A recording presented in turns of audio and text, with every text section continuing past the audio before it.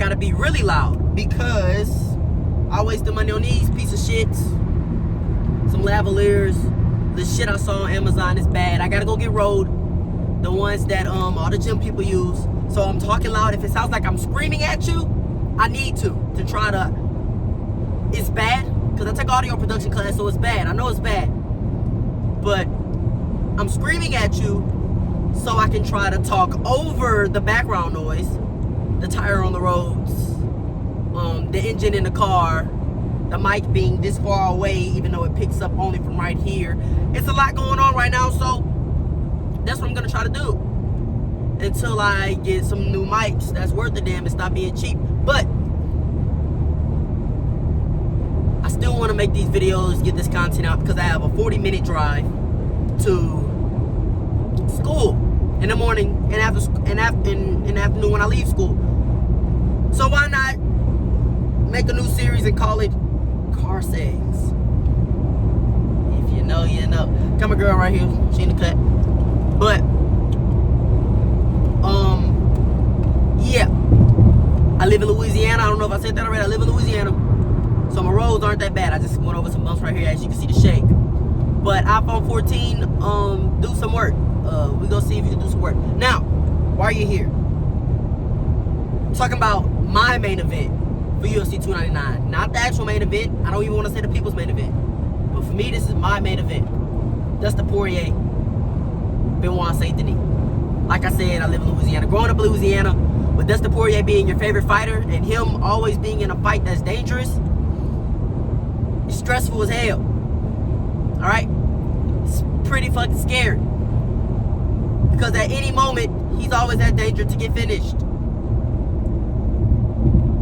But it's why I love Dustin Poirier and why some people love Dustin Poirier. You see a lot of people, top guys, bumps coming. Ooh, big bumps coming. A lot of guys in the top spots, they get there and a lot of their fights aren't the hardest. That's why my favorite fighters, I mean, you look at Volk, you look at Oliveira, you look at Dustin Poirier. These guys haven't had an easy fight in years. And for Dustin Poirier, he probably hasn't had an easy fight in 10 years. But he's going against Benoit St. Denis. 13-1. The one was a split decision. War. All of his wins are by finish. If not all but one. Dangerous. Dangerous wrestler, dangerous on the ground, dangerous striker. Very hittable though. And I don't know if I like his chances being hittable against Dustin Poirier. Now, Blake and I already recorded our 299 predictions, so I'm free to talk here. It's Wednesday. I'm looking to have those predictions out Thursday, right? This is probably coming out on Wednesday. I'm free to talk about how I want to talk about these fights now. And I'm just going to get it out there. I think Dustin Poirier finishes Benoit St. Denis in the 3rd or 4th round. Why do I say that? I expect Benoit St. Denis come out first round, land 40 punches, throw 60 punches, well, 40 strikes, 60, throw 60 in total, winging body kicks, winging hooks, winging straights, while Dustin Poirier is just still trying to get his feet wet. The thing that Benoit St. Denis cannot let happen, he cannot let Dustin Poirier get his feet wet. Once Dustin Poirier gets his feet wet, and now he's into the fight, and he's got his shell going, and he's letting the punches roll off his shoulders, go past his face. He's turning with the punches. He's landing his counter hooks. He's a problem. And I think the big reason Dustin Poirier, I know the big reason Dustin Poirier, here comes a big bump. Another bump. Big reason Dustin Poirier wanted this fight over the course of 25 minutes is because, another big bump, is because of the experience and him knowing Benoit will probably gas himself out and he'll just be getting started. So if this fight does go a decision, I see Benoit winning 1 and 2, Poirier winning 3, 4, and 5. Right?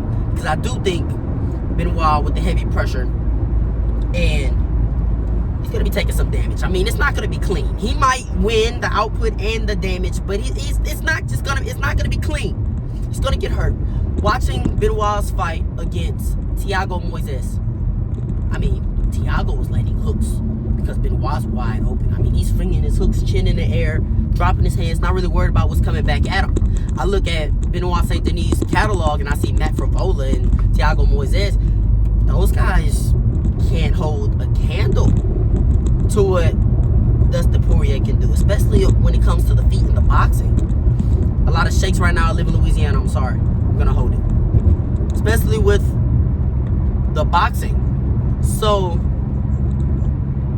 I'm not going to discredit Benoit because, like I said, Dustin Poirier, not a slow starter, but he likes to get his feet wet. He likes to establish his kicks and find his range. There's not going to be any time for that for Benoit St. Denis. So I think Benoit can finish Dustin Poirier early. But if he doesn't finish Dustin early, he's in trouble. The guys that Dustin has fought, you got Conor, you got Max, you got Justin Gaethje, you got Oliveira, you got Khabib. He's seen all the styles, all the different attacks. Nothing's going to be new to him in there. So everything that Benoit throws, he's going to have seen before. So, with that being said, I think he's going to set traps. Dustin Poirier does a great job of making himself look available, putting himself in the fire.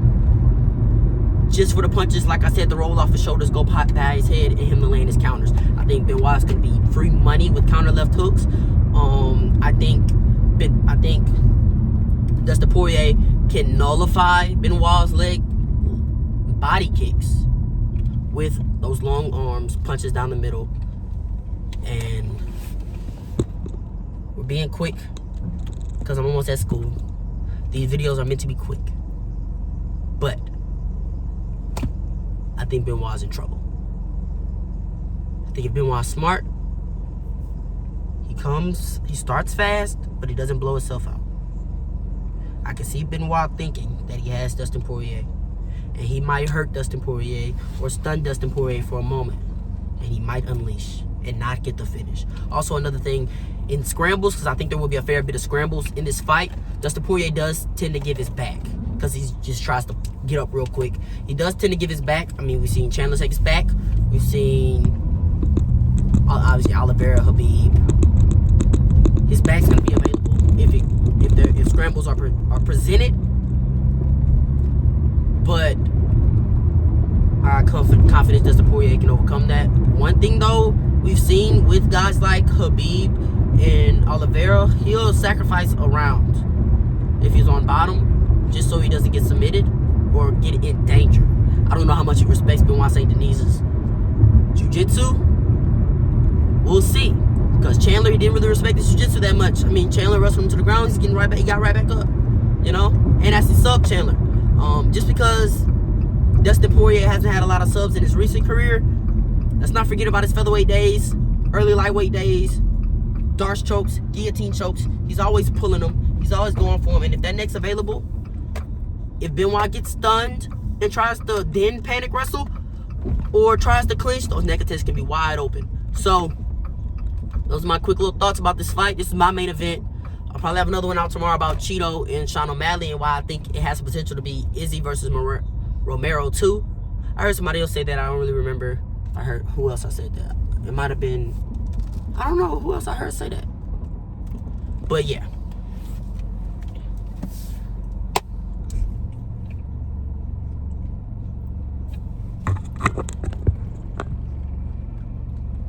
I'm always in a TikTok. All right, y'all.